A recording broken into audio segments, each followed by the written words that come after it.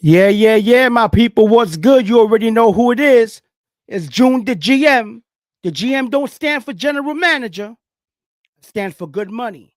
Because when you invest your time in me, you can expect a good return. I appreciate you tuning in today, man. I just jumped off of another Jet podcaster site who has a huge following. One thing I realized about sport covering sports is that everybody should have a mic. I personally have gotten to the point where I really don't like speaking on other people's platforms because they like to take what you say and twist it. There's always somebody trying to one up you. It's a little irritating, to be honest. It makes me kind of look at people differently. Um, but that's the society we live in now, right? Everybody's smart. Everybody's smart. Everybody knows everything. You can't tell nobody nothing. It's life, man. That's what it is, man. But I'm grateful for you guys tuning in. Today we got a really good episode, right? A lot of sports platforms, a lot of podcasts for sports are all talking about the NFL draft. Let me sit up. I gotta stop. Yeah, you see my shirt, right? Murderers Row.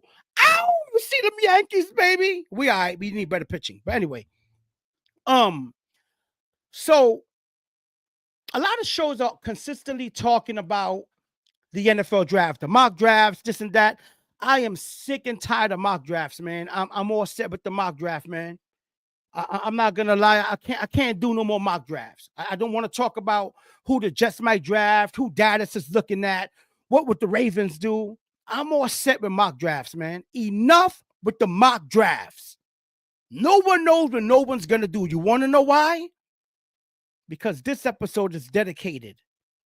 Read it. Inside the war rooms. What war rooms? The war rooms of the NFL draft. Do you know that after 9/11, they tried to ban the terminology war rooms for the NFL because of what happened? But obviously, they've been using the term war room for so long that they decided, people just kept on using it. But they did try to ban the term war rooms after 9/11. So that's a quick side note, which is kind of interesting. When you talk about the war rooms of the NFL, you're talking about men who are paid top dollar to discuss big time NFL draft strategy. Please understand that they're not making, unless something doesn't go their way, which a lot of times it don't, but all those scenarios, what will we do if Warren gets drafted at 7?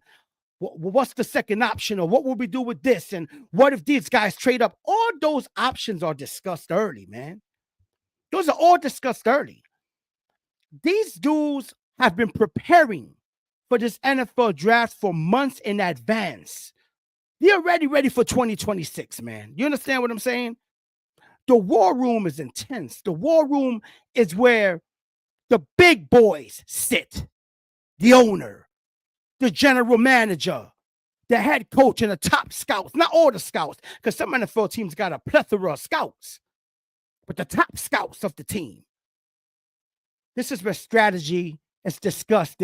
What happens if we didn't discuss this, and if this guy moves up, and this is why they get paid the top dollar for the NFL draft. When you talk about a general manager will only be remembered by the championships in which he wins. By wins and losses. Has the team been successful since they've been a general manager? And remember, I said it first.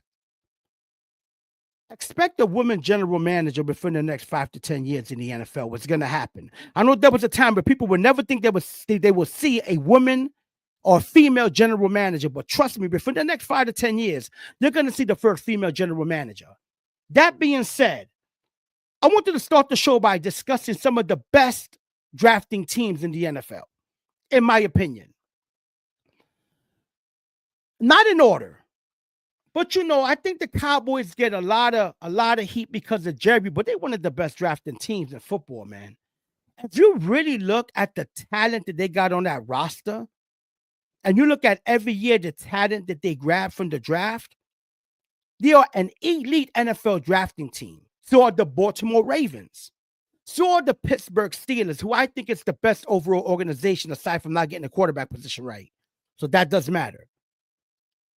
So let me tell you why. Let me tell you why I think that the Steelers are the best. The Steelers don't like to pay their players. That's why I'm surprised that Metcalf got the bag. Okay, much big shout out to 474. Much love, my peoples. You know, the Steelers' history has been of not paying their free agents.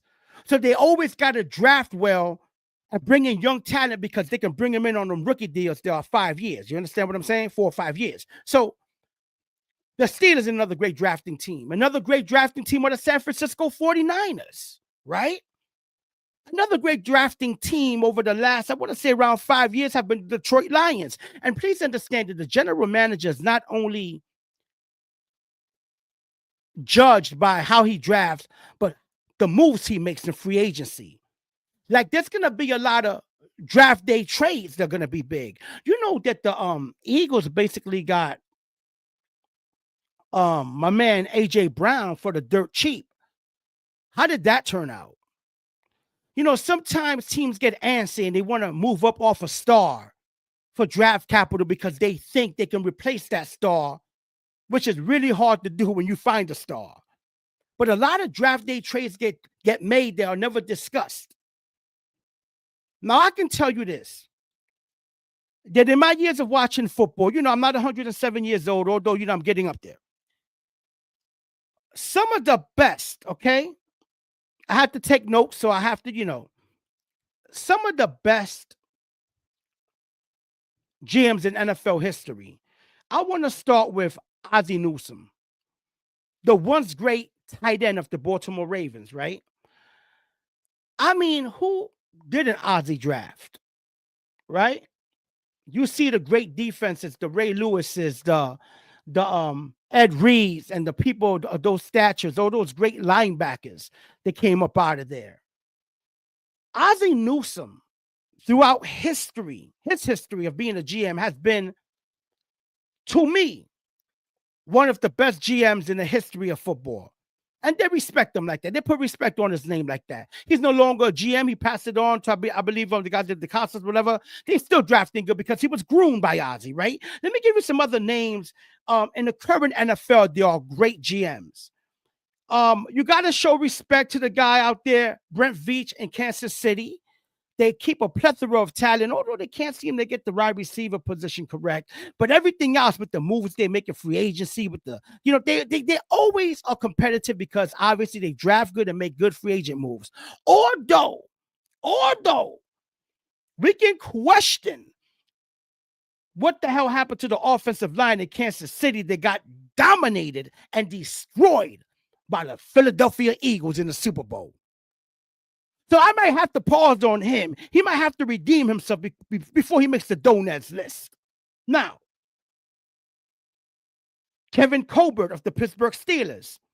I just told you, long-time GM, it says here. Consistency is his forte out there in Pittsburgh. I'll tell you another good drafting GM. I think the guy from the Detroit Lions is really good. His name ain't coming to me. If somebody can look him up, put him on the chat. I was just reading about him the other day, but I've been, you know, when you do these shows, you do so much research, 1,000 things cross through your mind, and when the lights are on, sometimes you forget things. But the GM in Detroit is doing one hell of a job. That's a good team with a lot of young talent. And they picked up some good free agents already. I expect them to be competitive once again. Now, what are some of the things you look for in a good GM? One of them is obviously identifying talent, right? A good GM must identify talent, but a GM can't be in 50 places at the same time. He can't be at the Ohio State looking at some players and then at the same time down there at Texas A&M. So who he has underneath him, his scouts, are of the utmost importance for a GM. But a GM's thing is to know talent when he sees it, right? See, there's a lot of dudes. It's interesting GMs, right? Because a lot of good GMs probably never played football. So it's very interesting because I used to have this mindset that if you ain't played sports, you shouldn't even, you know, really talk about it.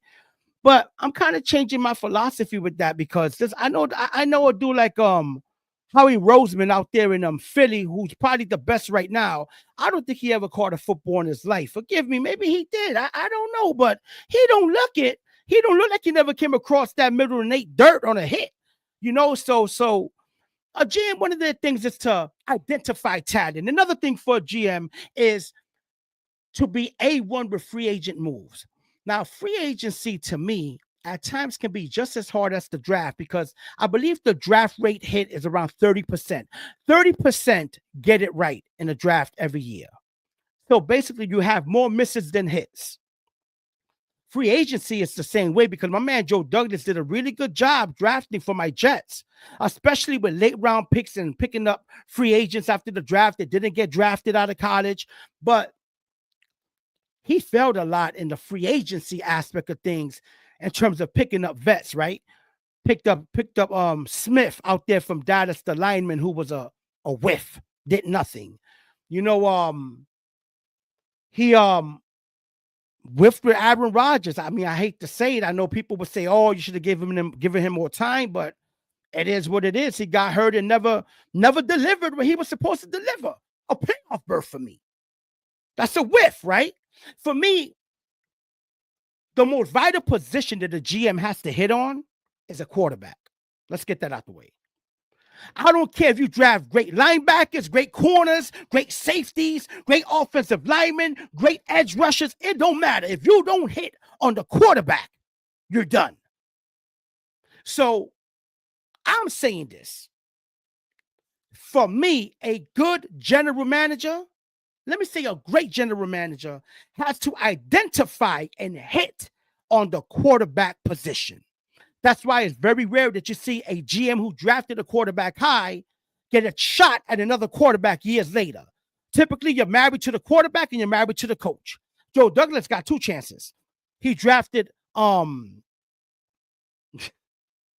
Zach Wilson. Wow, what a whiff. Woo! And then try to back it up with A-Rod, and that's when the owner had enough. He had enough time. Okay, so those are two things that we need GMs to identify. Another thing is the cap management. That's another aspect of general managers that people don't talk about. But most of the time, obviously, a general manager can do it all. They got a cap guy. But they have to identify a good cap guy to help them out, right? So please understand that a general manager's position is not an easy one. They're the shot caller. The owner's the owner, right? The owner runs everything. He can overstep on anybody, but the GM runs the team, bro, from the coaches to the dude giving the Gatorade in the mouth, during the game when guys are sweating. He's in charge of everything. Got to go through the GM. He's on point with everything. Cap management is another one. You see, Joe Douglas left all my Jets in a bad cap situation. Why? Because we still owe Aaron Rodgers a plethora of money.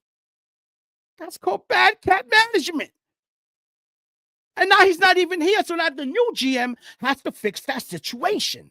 That's why being a GM ain't easy. See, a lot of us are couch GMs. We sit on a couch and we talk trash about general managers and I wouldn't have drafted him. I hit on the draft pick 7 years straight. We don't get paid to be GMs, bro. We don't have the intellect to be a GM. We don't have the scouting eye. We don't know what to look for on a back pedal. We don't know what to look for on the jump. We don't know what to look for on quarterbacks. We can say, man, that quarterback looked good. He got a gun, but we don't really know what a great quarterback is. And in fact, it's safe to say that even GMs miss a lot because it's hard to identify talent. It's hard. Some of you dudes can't even identify a good woman in your life, and you want to identify quarterbacks. Let's stop acting up. You're acting up. You better stop it. Stop. Another thing a GM has to do is sustain success. One good draft don't make you a good GM, man. Let me get some water because I can't be having the white foamy in the side. I be seeing dudes, but that's a bad look.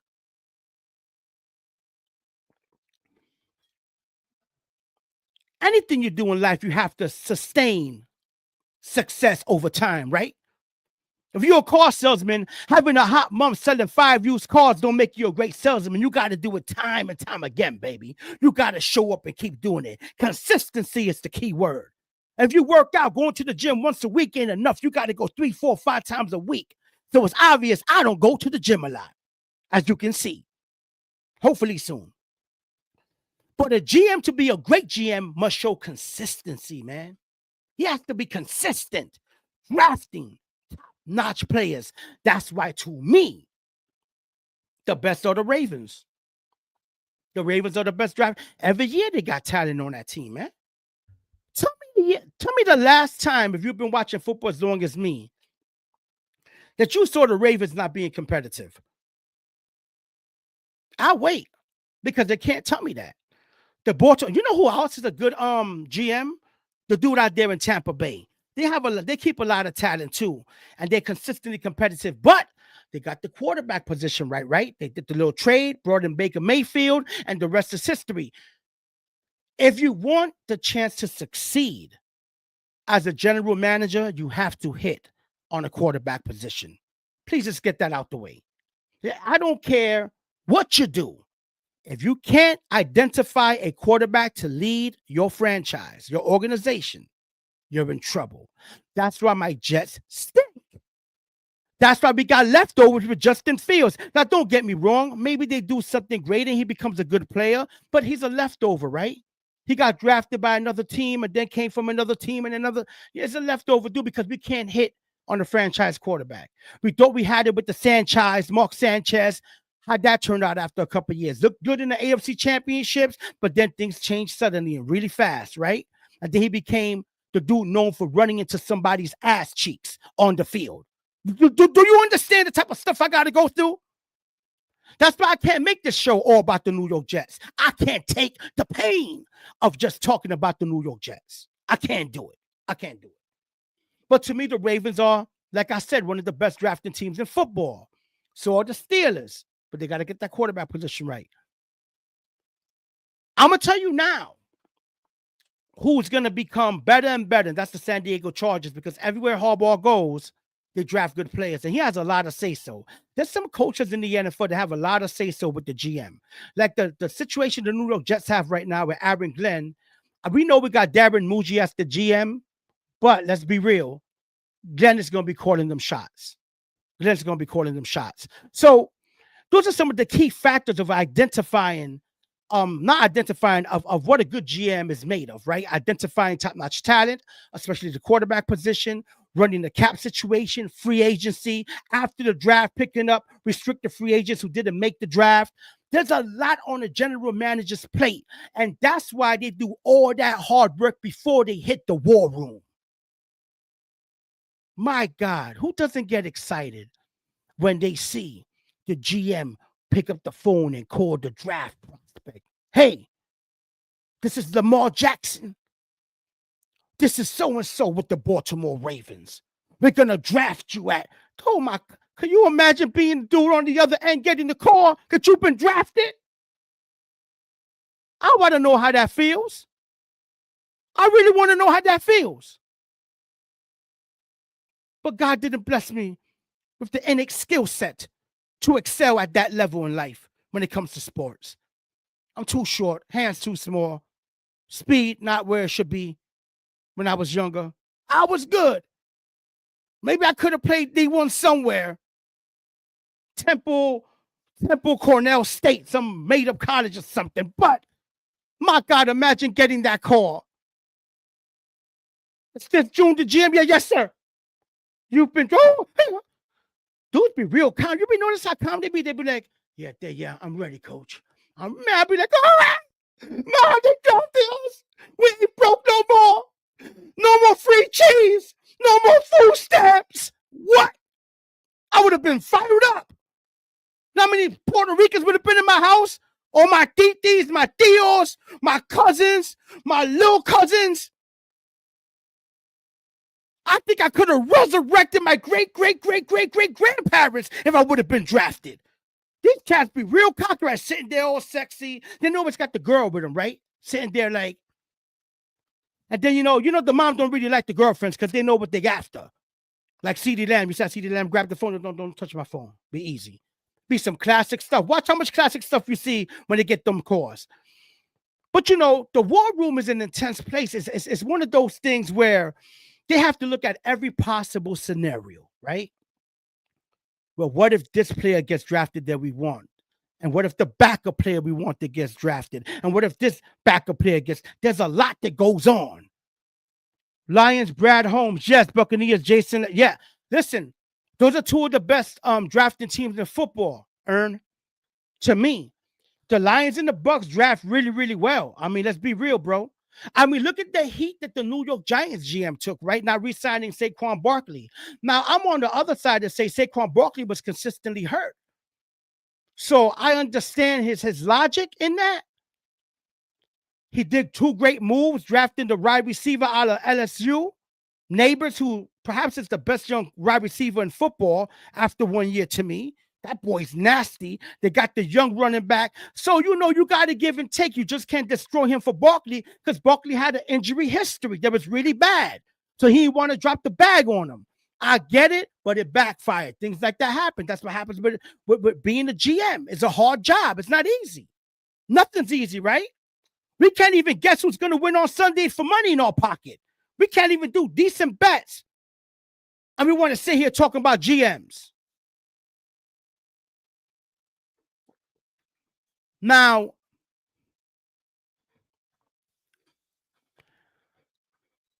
other good drafting teams on the come up. It's crazy. I'm on live and my family's making hella noise. They talking loud, screaming. There's no respect. I'm like Rodney Dangerfield. I don't get no respect. I don't get no respect, man. Another good drafting team, I can't lie, it's the Buffalo Bills. I hate to say it, but damn. Josh Allen was playing with dude from the backyard this year and made it happen. You couldn't name your starting receiver for the Bills aside from Amari Cooper, and Cooper was non-existent in the big moments this year. That's another good drafting team, right? When you see a team consistently in the playoffs, aside from the Chiefs, because the refs are always cheating for them. Anyway, that's beside the point. When you see a team consistently in the playoffs year in and year out, that's because they're drafting good and they're making good, solid free agent moves. One thing I like about the Eagles is that they take chances on dudes that fall in the draft because of maybe, behavior issues and things they got caught up in, and they have a good thing going on there where, excuse me, they have a good thing in Philly going on where they have the right mentors in place to mentor these young dudes who might be a little troubled and get them to excel. They get their mind right, get them to excel, and Philly's going to be stacked for years to come. Right now, Roseman is how he's probably the best GM right now in football right now, what they got going on in Philly. It almost seems like they got extra money every year with all the moves they make. But like I said, the Lions are a good drafting team. The 49ers over time has proven to be that. The Steelers, the Ravens. I think the Bills are up there. The Chiefs, obviously, although they got to fix that line. And, I don't know right now. And look at Washington. Look at the Redskins, right? Look what happens when you draft the right quarterback. We will talk about the importance of the quarterback position as a GM. They drafted the right quarterback. The right quarterback can change the destiny of your team, man. Do you understand me? I pray that Justin Fields changes the destiny of my team. Oh, it would be so nice to make the playoffs for once. Can he? Will he? I don't know. I'm not a real general manager. I think I'm a general manager. You think you're a general manager. You're watching right now. We all do, but no one really knows.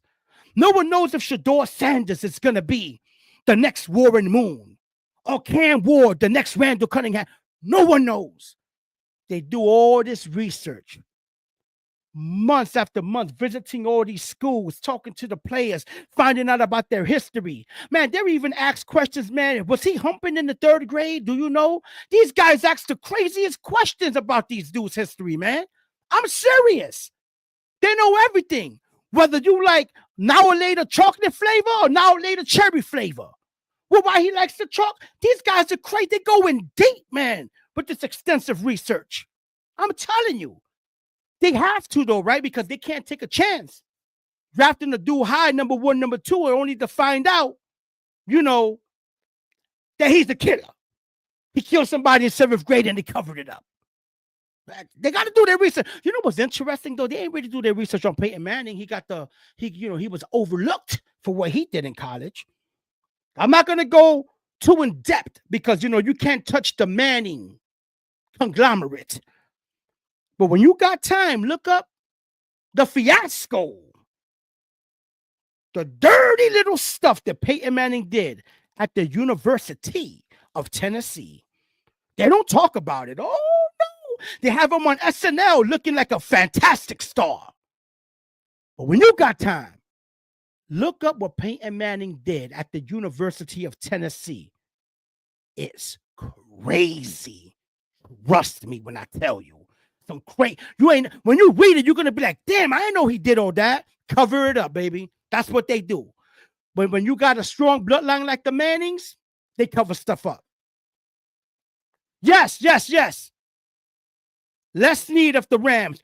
Definitely one of the best drafting teams in football, the Rams. Always competitive, always good, always fight. In fact, they had Philly this year. They had him.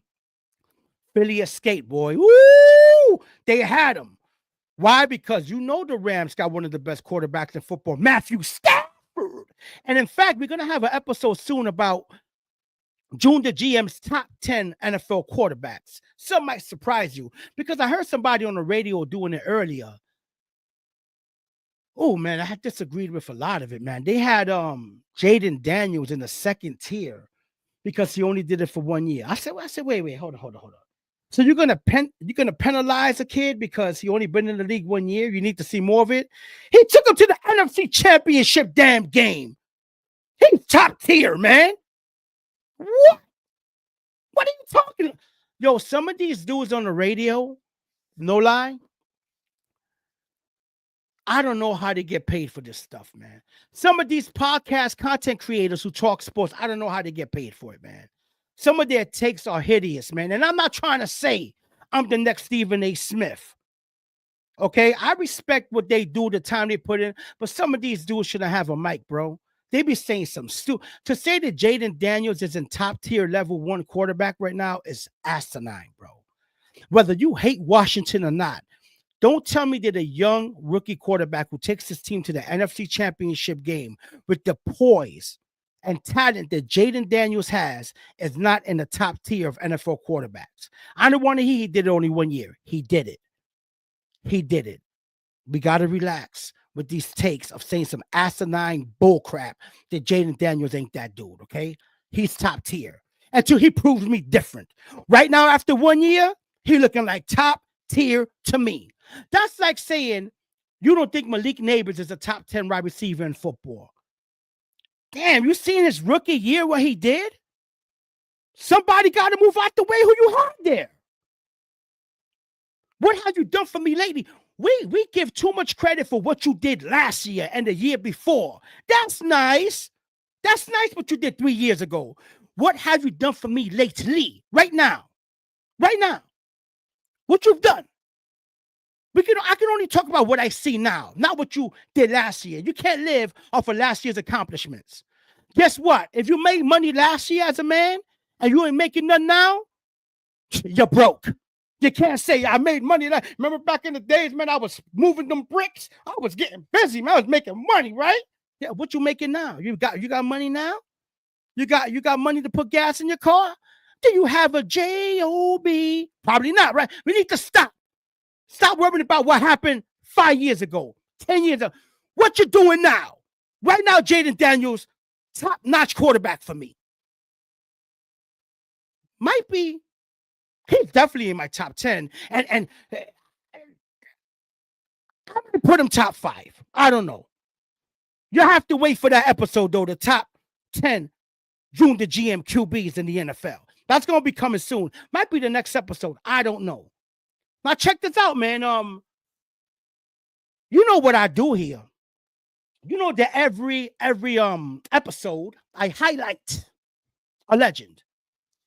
Some of you have told me that this is your favorite segment of the show, which is fantastic. I appreciate that. It means a lot to me that you guys are even tuning in. But when you tell me this is your favorite segment, I know I'm doing something right. This dude, man, I'm gonna be honest, man. The guy I'm about to highlight. Somebody next. Ern said Josh Allen 1, Lamar Jackson 2, Burrow 3. That's strong. That's your opinion. I can't argue that. I definitely got them in my top 5 or 3 of them. Maybe not in that order, but I agree with you. Those are 3 of the top 5. You got to put Patrick Mahomes. I can't stand the dude. I don't like nobody that talk like this. I hand up to the game, you know. But he's top 5, right? It's Patrick Mahomes. Oh, I don't want to go there because I want to talk more about that. We're going to have to hold that because I got to get to this GOAT talk, man. It's GOAT talk time, bro. Yeah. And this GOAT today, oh, man, if you're a real football purist, if you're the type of dude who really watches football, woo, you're going to like this one. So listen. Let me stop delaying and get you ready for GOAT talk.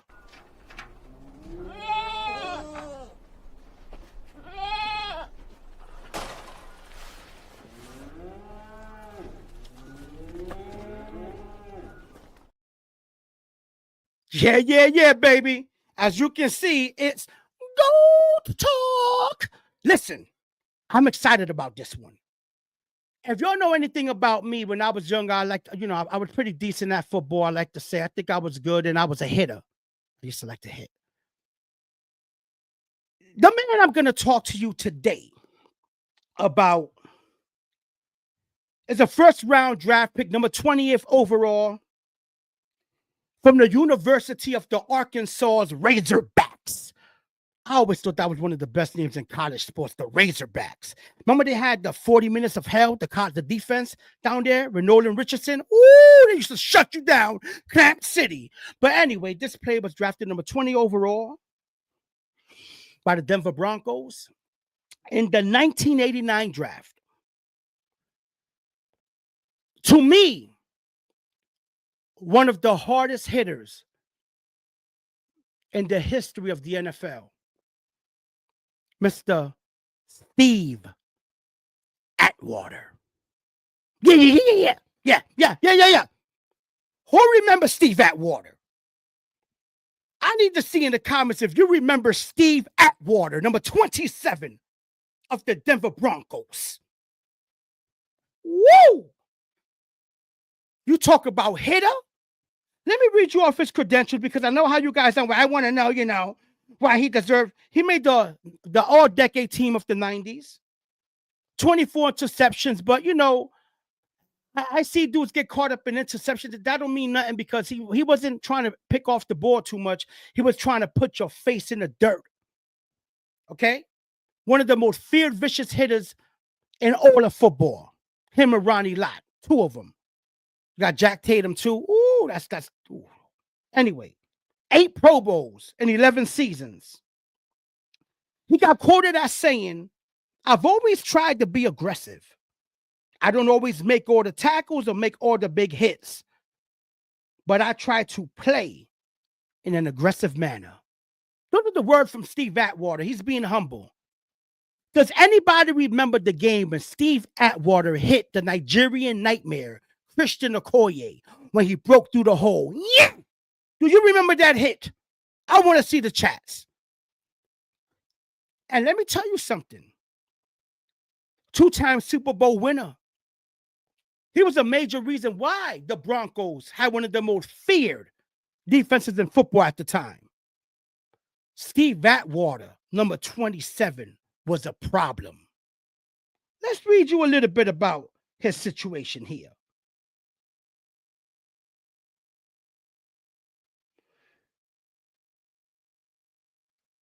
Listen to this. After the 1990 season, he made the next 8 Pro Bowls. Okay? First team All-Pro in 91 and 92. And we talked about what's an All-Pro. An All-Pro is higher than a Pro Bowler. A Pro Bowler is being one of the best at your positions, when an All-Pro is being the best at your position. Let me repeat that for the people who might see my video later on in time who's learning about football. A Pro Bowler means you're one of the best at your positions. You're one of the best. But when you make all pro, that means you are the best at your position. There's a difference. Okay? There's a difference. Now,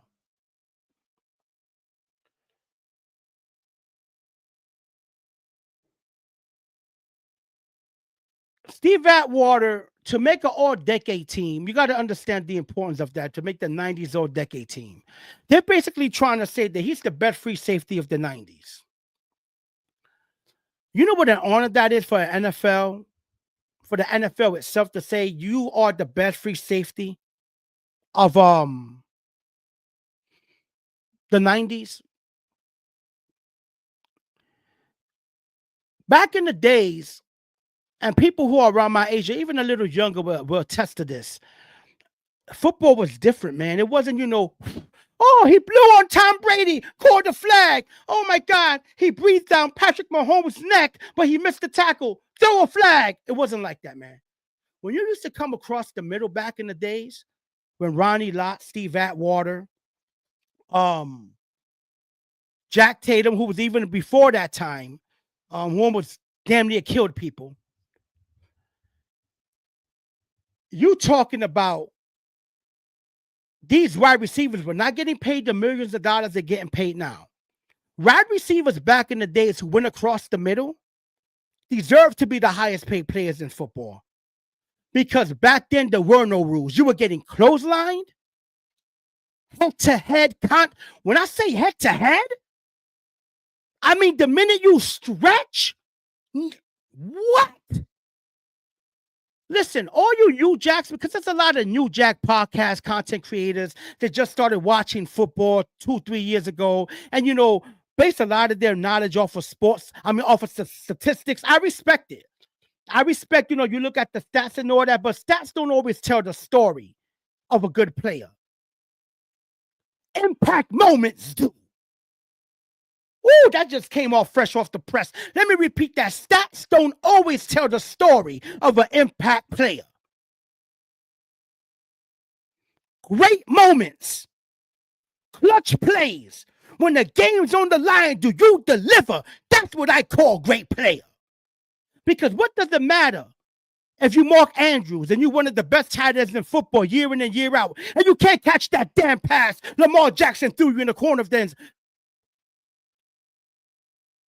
You can't. He's supposed to catch that ball and send the game into overtime. That means he's not delivering when he should have.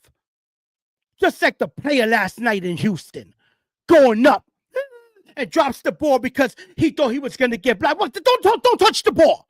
Pass the ball to the kid Cryer. Bad play call by Sampson. Should have passed the ball to the young gunner who was hot. When the game's on the line, I'm giving the ball to my best player. That's why I'm mad at Rick Pitino, what he did to that kid sitting on the bench. Listen, man. Great players make great plays in great games. Let me repeat that. Great players make great plays in great games. Okay? That's why you can say what you want about Jalen Hurts, one of the best dressed men in football, one of the best dressed men in football. But he showed up for the Super Bowl. He ain't one of my favorites. I take Lamar Jackson over Jalen Hurts every day of the week. But he is the Super Bowl champion. And he showed up when he was supposed to show up. What good is it if you're a good player during the regular season and come to playoffs, you dropping the ball, fumbling, or dropping the pass when the team needs you most, or throwing pick sixes and interceptions when you're one of the best quarterbacks. That's why I got to put respect on Josh Allen's name. You want to know why? His team didn't go to the Super Bowl these years, but it's not his fault. He showed up. Homeboy be showing up in the big games, unlike Lamar Jackson. I'm going to keep it a buck. Lamar Jackson hasn't had his best games in the playoffs. Let me repeat that. Lamar Jackson's my favorite quarterback in football, by the way. So I'm not talking crazy. But in the big moments, Josh Allen plays better than him. That's just my opinion. Maybe you disagree, but it's real, right? That's why players like Steve Atwater were great. Because in the pivotal moments, when your team needs a play, and you knock somebody unconscious coming across that middle, that can change the trajectory of the game, that can raise the energy of the sidelines, that can reinvigorate your team when you lay somebody out in a pivotal moment, or when you get a big pick or a big sack. Great players make great plays in great games. By the way, I need to protect that. Yo, Ern, get on that, man. Get on that, Ern. I just came up with that fresh off the press. I think we can make some money with that one. And all you content creators watching, don't be stealing my stuff, because I've been hearing you say little things here and there. That's a side note. I'm watching you. You better stop acting up. I mean it. But enough of the GOAT talk, man. I think I proved my point. The Steve Atwater, number 27 of the Denver Broncos, 1990s All-Decade team, 8-time Pro Bowler, All-Pro, was one of the best free safeties I've ever seen in my life. One of the best. One of the hardest hitters, and a man that I will forever call a GOAT.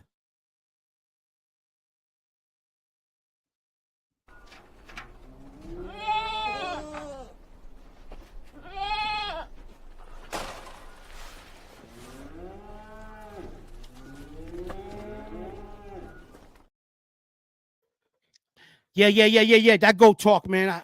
GOAT talk excites me, man, because it reminds me when I was young, man, you know? I love football my whole life, man. It's something I love, bro. I know you guys love football. Only a person who loves football can stand on here and watch me talk bull crap out my mouth. But I love sports, man. I mean, what else do men have to look forward to, right? Aside from sex with their wives, right? Not a lot you can do. I'm too old to be in the club trying to be sexy. Let's relax. I don't know why dudes be 50 years old in the club. Yo, who drinking? I got shots on me. Shots on me. Get to bed. Ain't you tired? Past 9 o'clock in the club with a tight silk shirt on, thinking you Ralph Macchio or somebody. What's wrong with you dudes, man? You're acting up, acting crazy. Sick and tired of you old dudes acting like you're young and sexy. Get it together. Let's relax. Okay? Settle down. Make your money. Put some money into your house. Grill the steaks. Make the burgers. Treat the wife good. Be a good dad. Be a good grandfather and relax. And watch sports. And make sure you never let your lady tell you can't watch the game. Because then I call you the simp master. Any man who needs permission to watch his team play. Oh, I can't watch the game today, man. You know, the wife wants to go food shop. She better go by herself. She better go by herself to the supermarket, because I ain't going. I ain't go. Who? So when? What? Man, you better, I'll start the car for you. Be careful. Text me when you get there. Cass is wilding out, man.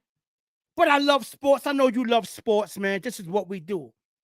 So the NFL draft is coming the 24th. I'm excited. I'm fired up. I don't know what my piece of crap organization is going to do, because the Jets are by far one of the shittiest organizations in football. Can I say that word? Is that a curse word? Shittiest. Yeah, they're one of the shittiest organizations in football. And I'm happy my man Aaron Glenn is there, one of my favorite players growing up. But I don't have a lot of faith. I'm going to keep it a buck. I don't. I'm not going to sit here on playoffs, man. We're going to make the... No, I'm not. I got to stop. I got to start thinking realistic. Let me just see us play with heart first. Because when Aaron Rodgers came out with that flag and he was laying there minutes, it took something out of my heart. I ain't recovered yet. I'm not going to lie. I can't keep doing this, man. And I can't betray my team. But all this being hyped up, we got Justin Fields. So what? Who? Okay, he can run. Ooh, I can run. Can he pass? Can he, dissect the defense? Can he make adjustments and audibles? Stop it, man. Let's relax, man. I'm not too fired up right now. Let's see what happens with the draft, man. And guys, listen, man, I need you. I told you this before. If you guys got any show ideas, you want to contact me, holler at me. Hey, I'm here. Let me know what you want me to talk about. Give me some ideas. But you know, I got the best topics, man. Nobody's talking about the war room, the intensity of the war room, the decisions that go down in the war room. Nobody's talking about top GMs and top drafting teams. Dudes keep talking about mock drafts and things like. No disrespect. Everybody's doing that, but I don't do what everybody does. I don't. I've never been that dude. Aaron would tell you we were rocking the Newmans, but cats were catching footballs with no gloves, man. We don't do what everybody else does. I make my own lane, whether it's by myself or I got people with me, but I'm not gonna follow what everybody else is doing. I don't want to talk about mock drafts, man. A mock draft is something that you think is gonna happen. I don't live on what I think is gonna happen. I live on what I make happen. Oh man, I'm dropping bars today. You can tell I was an MC. What? Come on, man. This might be one of my best episodes. I feel like I'm hot right now. I can go 3 hours, but I'm not. I gotta relax. People got work tomorrow. Now I'm gonna put the link in the description, man. I know that sometimes, man, your cats be, wanting to say a few things. Maybe you'll want to come on, you know, say what's up, show love, whatever, man. It's all good, man. Um, The link's in the description in case you want to jump on real quick, say a few words, or have a few football questions for me. I love to answer those.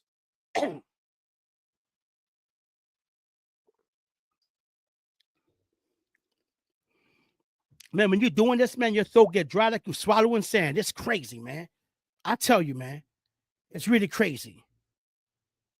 Put that in the background. Okay, that's more better. It's a plain black background, so when I chop it up, it just look aesthetically better. Anybody, man, want to jump on, man, say a few words? If not, listen, it's been a great episode, I think. I really enjoyed talking about the war room, talking about Steve Atwater.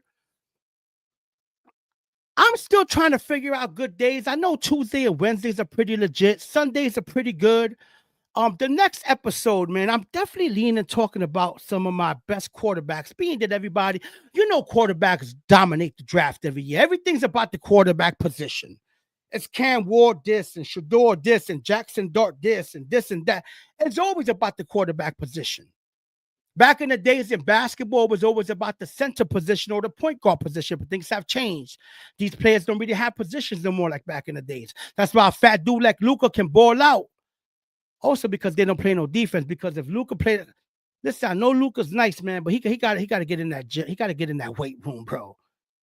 Luka, if you ever watch my podcast, you're by far one of the most talented players in the NBA. Get it together, man. Get your body right. And you can really go to the next level if you get your body right. Get in shape. Hit the gym. Lose some weight. Tighten up. Yeah, me, a fat dude's telling you this, Luka. Step it up. You're getting paid millions to look right.